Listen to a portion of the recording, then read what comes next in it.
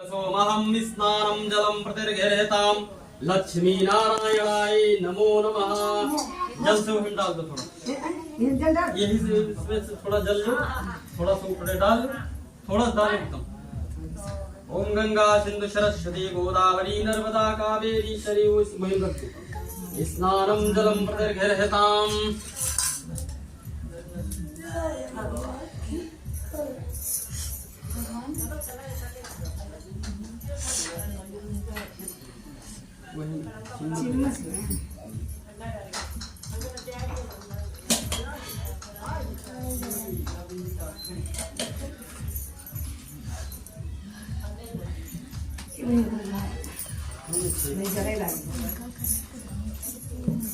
जो अच्छा पुष्प ले लो, भगवान का हाथ जोड़ कर कथा सुनो।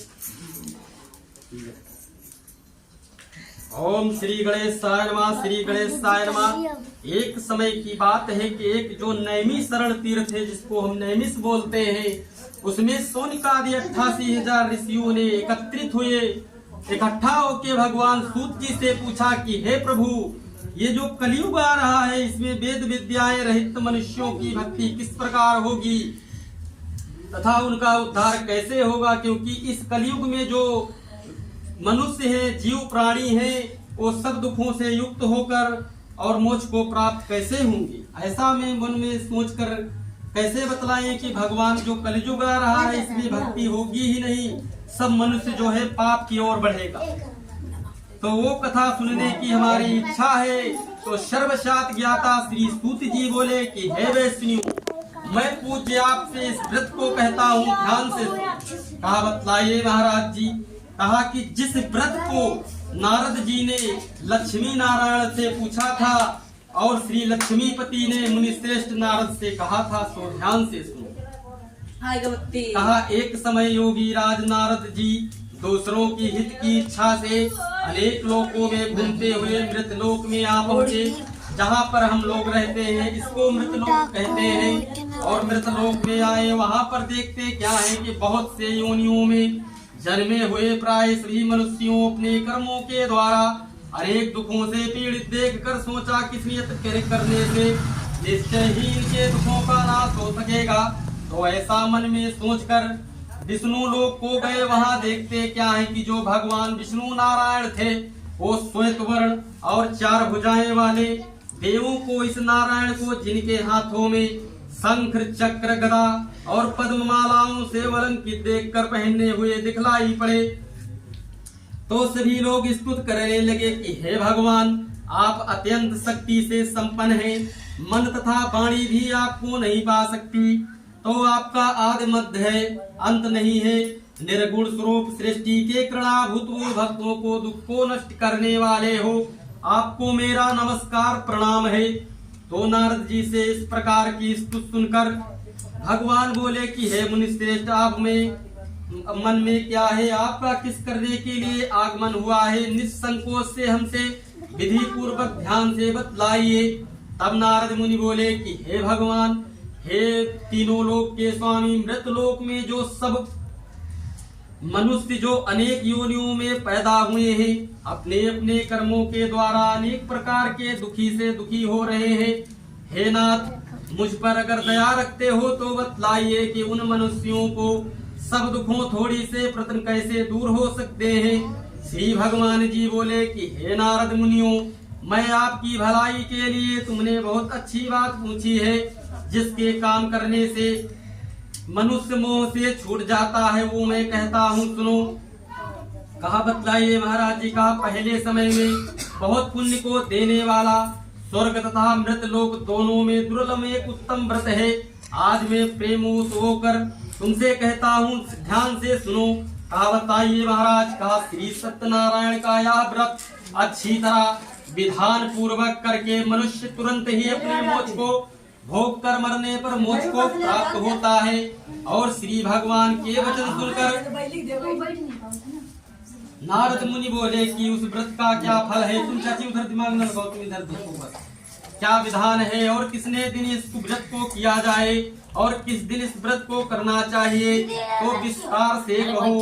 तो भगवान बोले कि दुख शोक आदि को दूर करने वाला धन को बढ़ाने वाला, सौभाग्य तथा संतान को देने वाला यह उत्तम व्रत है और सब स्थानों पर विजयी करने वाला। भक्ति और श्रद्धा के साथ किसी भी दिन मनुष्य श्री सत्यनारायण की शाम के समय ब्राह्मणों और बंधुओं के साथ धर्म पारायण होकर पूजा करे। भक्ति भाव से 9 वेद केले का फल, घी, दूध और गेहूं का चूर्ण समैया लेवे और गेहूं के अभाव में साठी का चूर्ण लेकर शक्कर तथा गुड़ ले और सब भक्षण योग्य पदार्थ जमा करके भगवान को अर्पण कर देवे तथा बंधुओं सहित ब्राह्मणों को भोजन कराए। तत्पश्चात स्वयं भोजन करें और नृत्य गीत आदि का आचरण कर श्री सत्यनारायण भगवान का कीर्तन भजन और ना हो सके तो राम ही राम करना चाहिए और ऐसे समय व्यतीत करे। इस तरह व्रत करने पर मनुष्यों की इच्छा निश्चय ही पूरी होती है।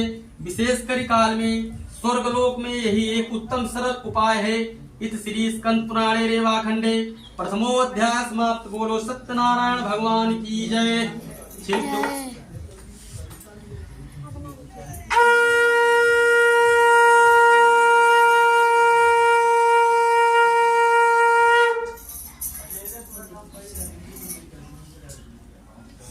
ओम श्री गणेशाय नमः। श्री गणेशाय नमः। भगवान बोलते हैं, नारद मुनि बोले कि मैं और एक दूसरी कथा कहता हूँ। कहा बतलाइए महाराज जी। कहा जिसने पहले समय में इस व्रत को किया है उसका इतिहास कहता हूँ, ध्यान से सुनो। कहा बताइए महाराज। कहा सुंदर काशीपुरी एक नगरी और एक ग्राम, एक गांव हुआ करता था। वहाँ पर एक निर्धन ब्राह्मण रहता था। वो भूख प्यास से बेचैन हुआ पृथ्वी पर भ्रमण करता था और ब्राह्मणों से प्रेम करने वाले भगवान ने ब्राह्मण को दुखी देखकर बूढ़े ब्राह्मण का रूप धारण करके उसके पास जा आदर से पूछा कि हे विप्र, तुमने दुखी होकर पृथ्वी पर क्यों घूमता है? तो हे श्रेष्ठ ब्राह्मण, यह सब मुझसे कहो, मैं सुनना चाहता हूँ। तो ब्राह्मण बोला, मैं बहुत ही गरीब और निर्धन ब्राह्मण हूँ, भिक्षा के लिए पृथ्वी पर फिरता हूँ। हे भगवान, यदि आप इसका कोई उपाय जानते हो तो कृपा करके कहो। तो वृद्ध ब्राह्मण बोला कि मैं श्री सत्यनारायण भगवान मनवांछित फल को देने वाले हैं, इसलिए हे ब्राह्मण, तू उनका पूजन करके और जिसके करने से मनुष्य सब दुखों से मुक्त होता है। तो ब्राह्मण का व्रत का विधान बतलाकर बूढ़े ब्राह्मण का रूप धारण करने वाले श्री सत्यनारायण भगवान जो थे वहां से चले गए, अंतर ध्यान हो गए। और जिस व्रत को व्रत ब्राह्मण ने बतलाया मैं उसको कहूंगा। तो यह निश्चय करने पर उसे रात में सही से नींद भी नहीं आई और वो जब प्रातः काल सवेरे ही उठा तो श्री सत्यनारायण भगवान का व्रत का निश्चय कर भिक्षा के लिए चला। आज हमको जो भीख भिक्षा में मिलेगा उसी से मैं भगवान सत्यनारायण का मैं पूजन अवश्य करूंगा। उसके भिक्षा में बहुत धन मिला भगवान की माया से और जिससे बंद बांधुओं के साथ उसने श्री सत्यनारायण भगवान का व्रत किया।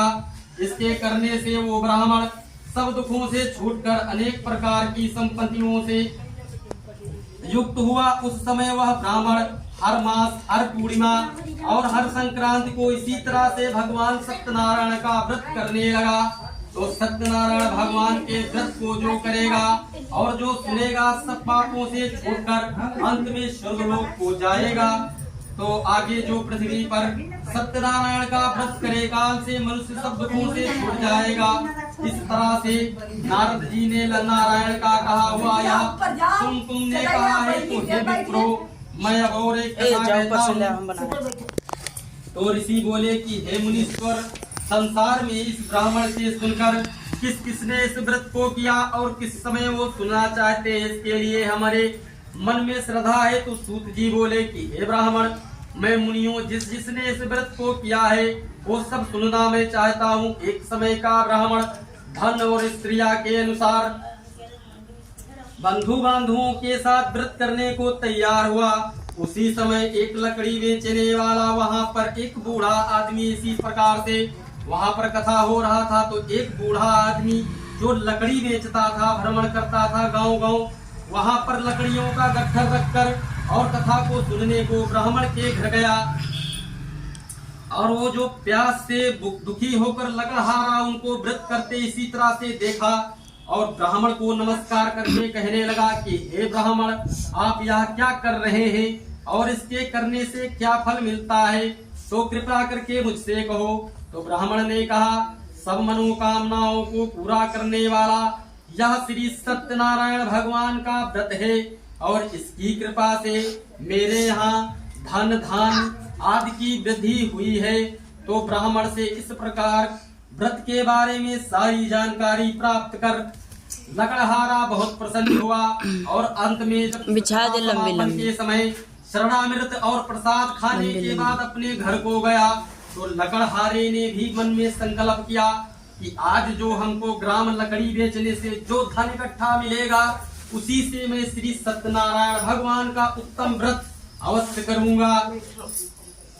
तो उसी भगवत को चल दिया। सवेरे जब उठा तो वो धन लेकर मिलेगा उसी से मैं श्री सत्यनारायण देव का उत्तम व्रत अवश्य करूंगा।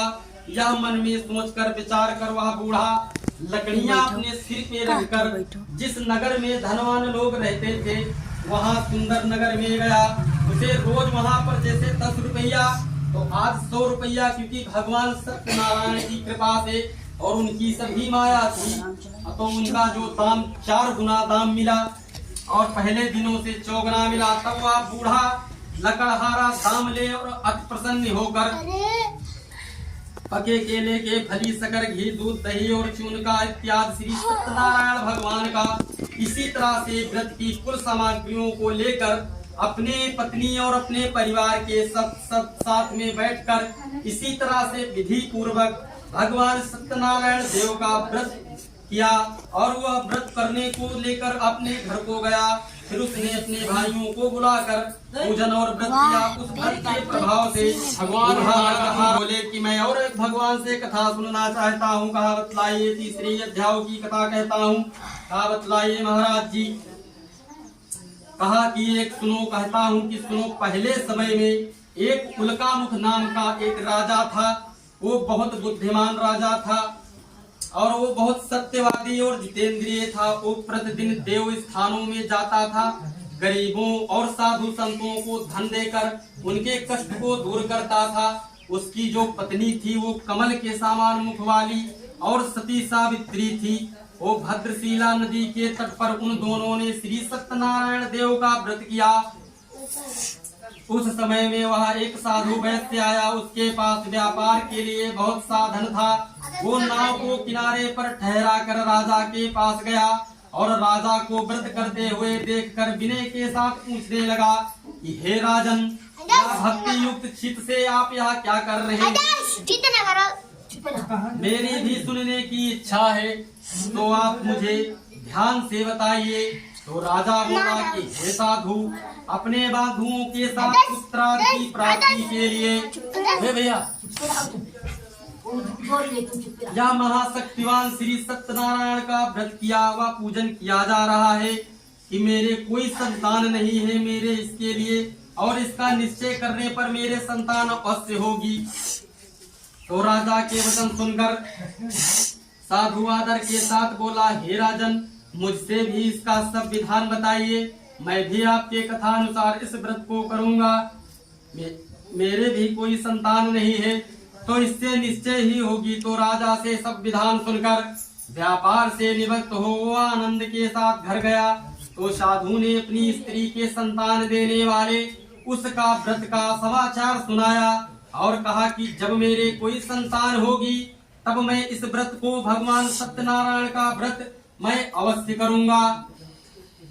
तो साधु ने ऐसे वचन अपनी स्त्री लीलावती से कहे। एक दिन उसकी जो पत्नी स्त्री लीलावती थी वो पति के साथ आनंदित व संसारिक धर्म के प्रभुत्व होकर भगवान सत्यनारायण की माया से गर्भवती हो गई तथा 10वें महीने में उसे एक गर्भ से एक सुंदर कन्या का जन्म हुआ और दिन दिन उस तरह वह कन्या इस तरह बढ़ने लगी जैसे शुक्ल पक्ष का चंद्रमा बढ़ता है। तब कन्या का नाम कलावती रखा गया। तब लीलावती ने अपने मीठे शब्दों में अपने पति से बुलाकर कहा कि हे नाथ, हे दुखियों के सागर, हे राजन, आपने जो भगवान से इस प्रकार का पूजन का जो संकल्प किया था, स्वाहा ओम अग्नि देवताभ्यां नमो नमः स्वाहा। उलंग से ओम ब्रह्मावराय त्रिपुरांतकारी भानुमती भूतदस्सु गुरु शुक्र शनि राहु केतो सर्वे शांतिकरा भवन्तु स्वाहा। ओम अम्बे अम्बिके अम्बालिके नमामि विपश्यना सुस्वतु सुखा शुभद्रिकां कामनीवासिनीं मा स्वाहा। ओम तदेव लग्नं शुदिनं तदेव ताराबलं चन्द्रबलं तदेव विद्याबलं देवबलं तदेव स्वाहा। ओम लाभिस्तेषां जयस्तेषां कुतेस्तेषां पराजया येषान्मिन्दवरस्यामो हृदयस्थो जनार्दनं स्वाहा। यत्र योगेश्वरा कृष्णो यत्र पार्थो धनुधरा तत्र श्रीविरजियो भूतिर्ध्रुवानीत्रं तिरमवा स्वाहा। ओम सर्वेष्वारम्भकारेषु त्र्यस्त्रभुवनेश्वरा देवादिसन्तु नासिद्धं ब्रह्मेशान जनार्दनं स्वाहा। विश्वे वैष्णं वाधनं दुण्डिं दण्डपाणिं च भैरवं वंदे काशीं गुहां गंगं भवानी मणिकर्णिकां स्वाहा। ओम श्रीमन्महागणाधिपते नमो नमः स्वाहा। ओम नमो भगवते वासुदेवाय नमो नमः स्वाहा। ओम मंगलम भगवान विष्णु मंगलम गरुड़ध्वजा मंगलम पुंडरीकाक्षे मंगलाय तनोहरि स्वाहा। ओम पुंगे फलं महादिव्यं नागवल्ले त्रैलोक्यं हेलादिचूर्णादिं समानियुक्तं तामूलं प्रतिर्घिरतां स्वाहा। ओम वक्रतुंड महाकाय सूर्यकोटि समप्रभा निर्विघ्नं कुरु मे देवो सर्वकार्येषु सर्वदा स्वाहा। ओम सर्वमंगल मांगल्ये शिवे सर्वार्थ साधिके शरणे त्र्यंबके गौरी नारायणी नमस्तुते स्वाहा। ओम कस्तूरी तिलकं ललाटपटले वक्षस्थले कौतुनं नासाग्रे वरमुक्तिकं करतले वीणुकणे कंकणं स्वाहा। पान नहीं श्री देवताभ्यां नमो नमो नमः स्वाहा। ओम घर गए विधाहरणं तदेव लग्नं सुदिनं तदेव ताराबलं चन्द्रबलं तदेव स्वाहा। ओम जगह स्थान देवताभ्यां नमो नमः स्वाहा।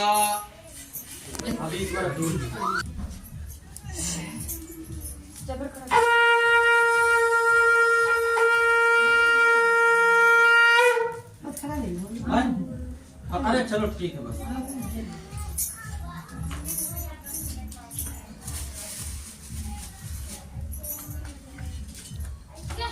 देवा भगवान का स्नान करा दो।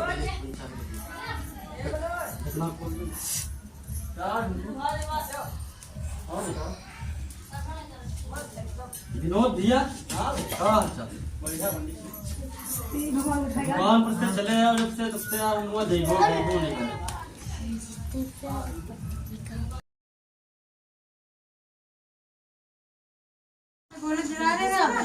मम्मी के साड़ी में किधर पापा आए बता के देख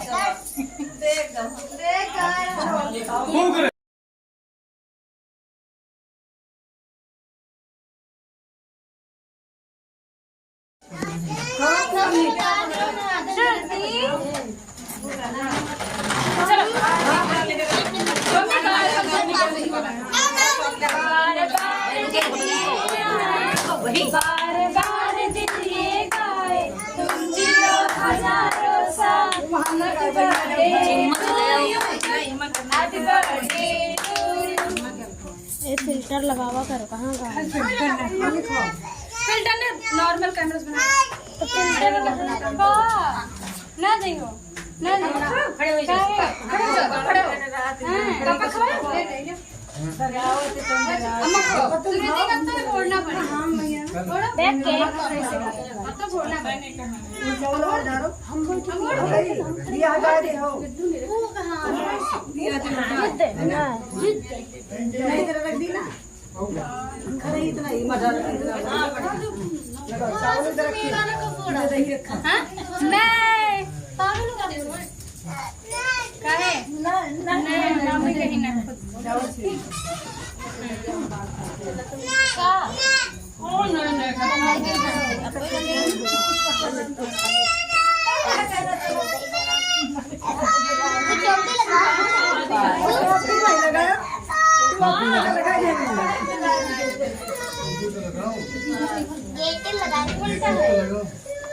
गेटिव लगा लो उल्टा टोपी गलता उल्टा टोपी हैप्पी बर्थडे आगे टॉप लगाएं हैप्पी बर्थडे आगे लगाओ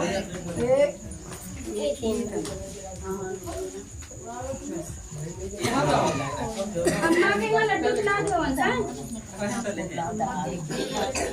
हां लड्डू खिला अम्मा खिलावा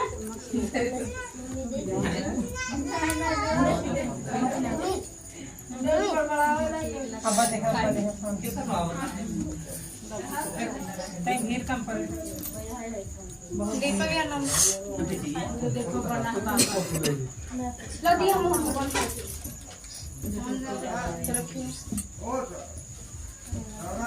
चलो तुमका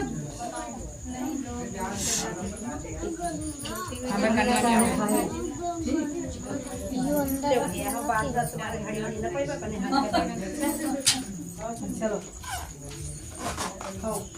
लियो खा लियो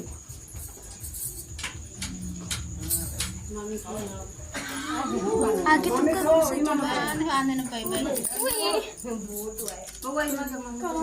पता नहीं कटोरी में हां अलग से अलग से खवा दे दिया कुछ जा रहा है दे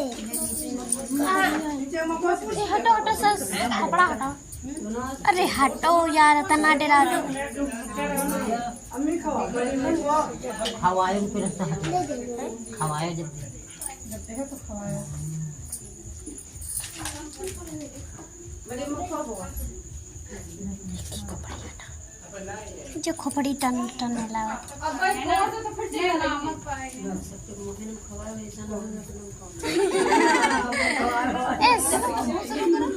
ये स्टॉप कर लो लोग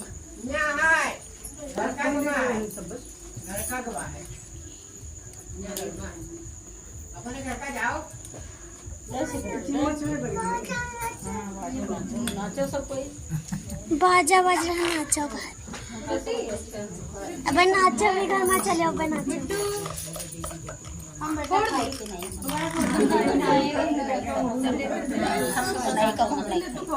अल्लाह कोई जना पकड़ो हम हो जाते हैं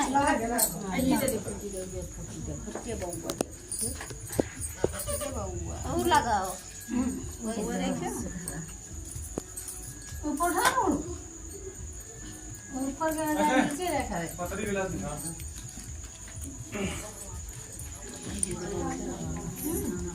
अब हम ना खाएंगे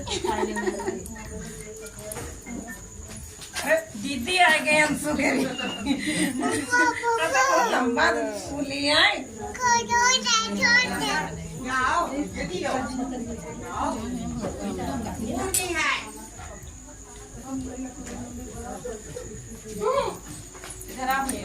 इसमें तो कपड़ी हटावे ए देर में पास तब 1 घंटा भी वीडियो देर स्टॉप कर लो केक वेक कटेगा बड़े पापा इधर देख रहे हो हमें इधर रखो आप दोनों ना साथ में खड़े हो अच्छा खाना लगी केक ना खाएंगे नहीं खाए ना पाएंगे आप साथ में खड़े हो अच्छा साथ में खड़े हो देखो हरा हरा दोनों लोग पहने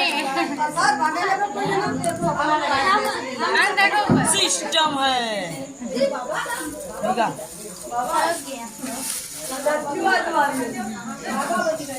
कन्हन स्टोर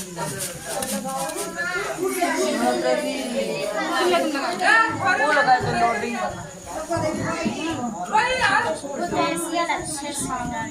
बैटरी से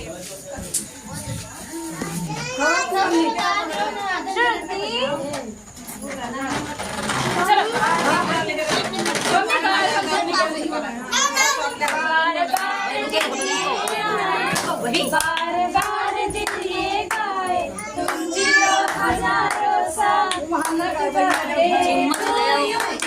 हैप्पी बर्थडे ये फिल्टर लगावा करो कहाँ का फिल्टर ने नॉर्मल कैमरा बना तो फिल्टर ना देखो ना खड़े हो जाओ खड़े हो पापा खड़े हो अम्मा तुम देखो तो फोड़ना पड़ेगा बैठ के अब तो फोड़ना पड़ेगा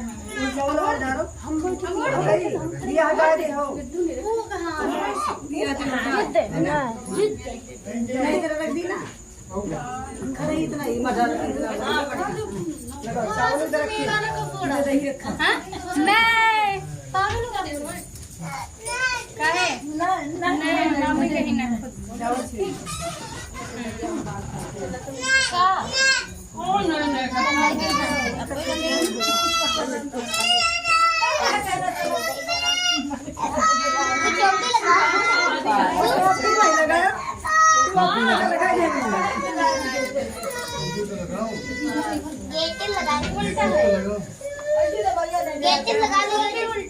टोपी उल्टा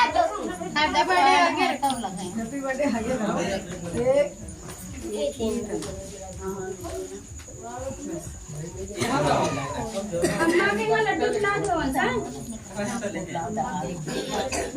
हाँ लड्डू खिला अम्मा खिलाएगा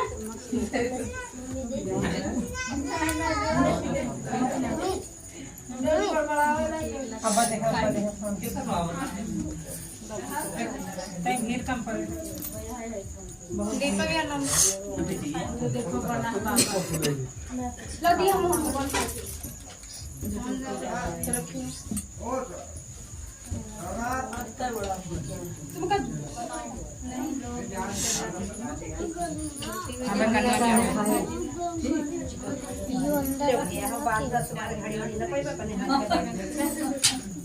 चलो लियो खा लियो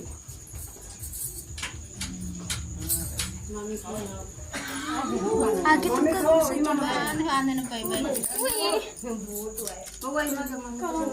पता नहीं कटोरी में अलग से खवा दे भैया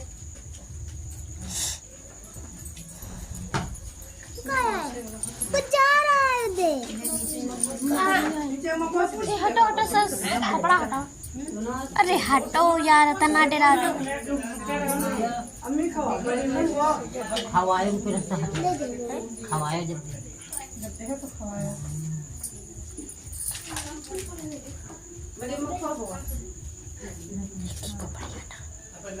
जो खोपड़ी टन टन लगा अब भाई फोड़ दो तो फिर जाएगा मत पाएगा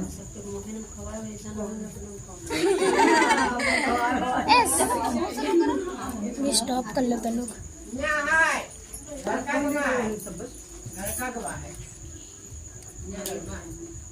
अपने घर का जाओ नाचो सब कोई बाजा बज रहा है नाचो अबे नाचो भी घर में चले अबे नाचो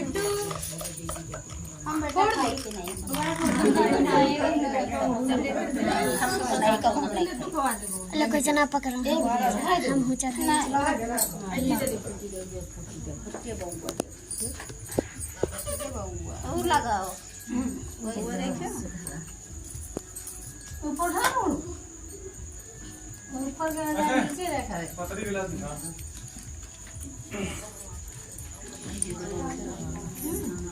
अब हम ना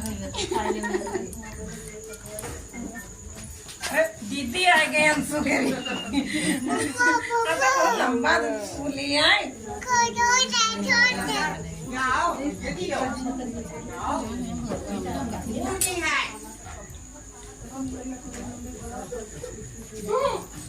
इसमें तो कपड़े हटावे